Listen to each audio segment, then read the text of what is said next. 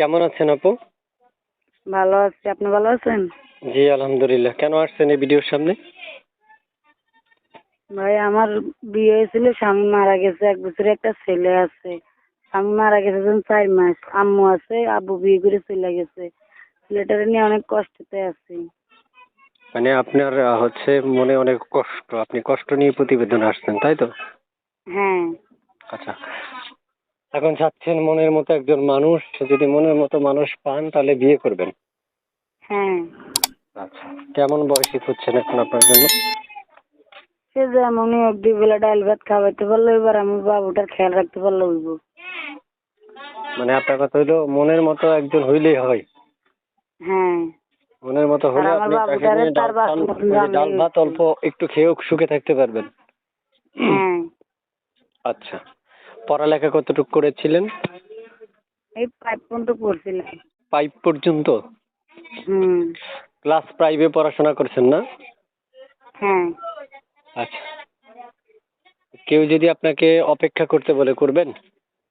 হ্যাঁ, করবো। আচ্ছা, অপেক্ষা করতে বললে অপেক্ষা করবেন? হ্যাঁ, করবো।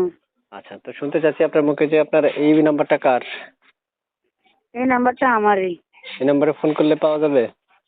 হ্যাঁ, পাওয়া যাবে। ইমো আছে এই নাম্বারে? না, খাইতে পারিনি, মোবাইল চালাম কি দিয়ে। ছেলেরই নিয়ে অনেক কষ্ট আছে দেখে তো প্রতিবেদন আসছি। আচ্ছা আচ্ছা, বুঝতে পেরেছি আপু। তারপর শুনতে চাচ্ছি যে আপনি এই মুহূর্তে যে নাম্বার দিয়ে যোগাযোগ করছেন এই নাম্বারটা দিয়ে দিলে আপনার কোনো অভিযোগ আছে? না, না। আচ্ছা, তারপর শুনতে চাচ্ছি আপনি হচ্ছে থাকেন কোথায়? আমি থাকি ভোলা লালমন। আর ওখানে আমার নাম ওখান হচ্ছে থেকে কথা তাসবিন। বলছেন? ওখান থেকে কথা বলছেন আমার সাথে? হ্যাঁ। আচ্ছা, বুঝতে পেরেছি। তারপর শেষমেশ একটা প্রশ্ন করি, এই ছবি যেটা দিচ্ছেন এটা কার? এই ছবিটা আমারই।